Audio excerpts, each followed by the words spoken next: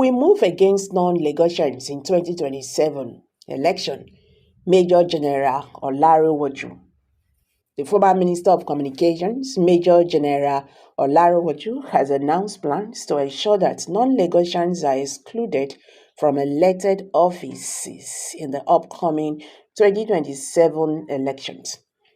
Speaking as the alternate chairman of the Renaissance Patriots Foundation in Ikorodu, Olaruwaju criticized existing political parties for denying indigents the opportunity to occupy significant political roles. He claimed there is a concerted effort by ruling elites, largely composed of non-indigents, to maintain control over Lagos state political landscape. According to Vanguard, the general pointed out that for 25 years, Lagos has not been governed by an indigent except once, raising concerns about the representation of local interest in governance.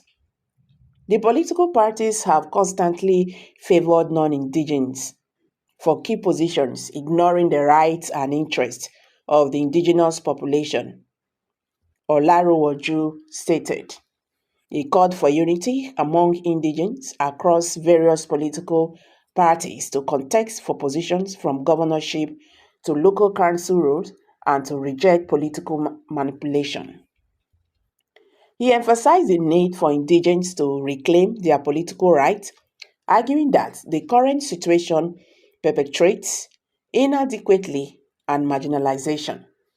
He urged political parties to nominate candidates solely from the indigenous population to ensure that Lagos state governance reflects the will of its rightful inhabitants.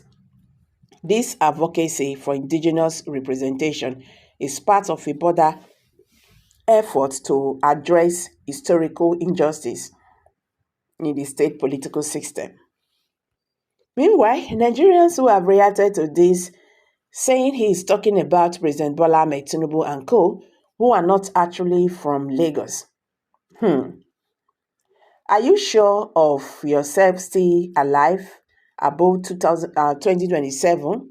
Or there's still anything Democrats in Nigeria? You are not God though, because he owes his life, just like the leader in Iran that said he will wipe Israel out under 72 hours. At the end, he did not live to see. Meanwhile, in another news headline, Chief Mrs. Bucknell, the former deputy governor of Lagos State from 1999 to 2002, has also expressed concern over the growing political dominance of non-indigenous individuals in Lagos. Bucknell, who served under the then Governor Bola Tinubu, shared her thoughts on the issues, attributing the situation to a deliberate actions amid at sidelining indigenous Lagosians. She believes the execution of indigents from key political positions is part of a long-term strategy that has evolved since her time in office. During her tenure as deputy governor, Bucknell observed the gradual rise of non-indigenous politicians. In Lagos, she highlighted that this trend became during the administration she was part of, pointing to Tinubu's leadership as a critical factor. According to her, despite Tinubu's prominent role in Lagos politics, he himself is not an indigenous Lagosian, a fact that she believes influenced his approach to governance in the state.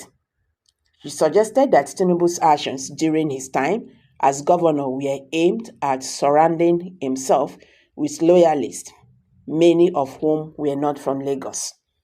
The former deputy governor went on to imply that Tinubu's background played a significant role in shaping his political strategy.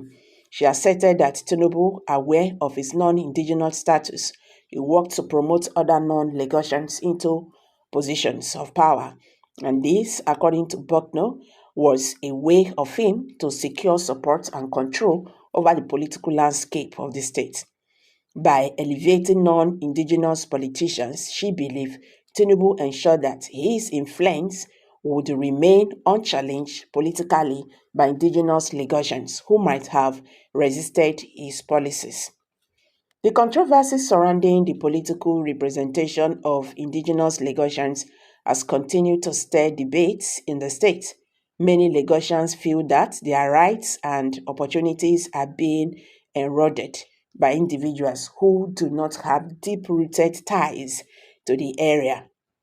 Bucknell remarks have reignited discussions on the issue, particularly among those who feel marginalized by the current political dynamics in Lagos.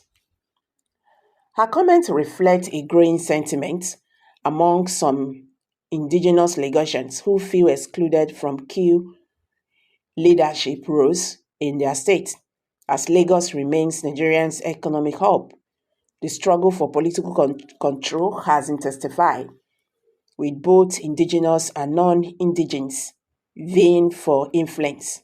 The former deputy governor's statement suggests that this power struggle has historical roots dating back to the early 2000s, when non-indigenous became gaining prominence in the state political hierarchy. So guys, what's your take on this? Kindly drop your comment below the comment section. Please don't forget to give us a thumbs up. Share this video. Let it go viral. Let Nigerians understand what is happening today in the Nigerian political landscape. Thank you and bye for now.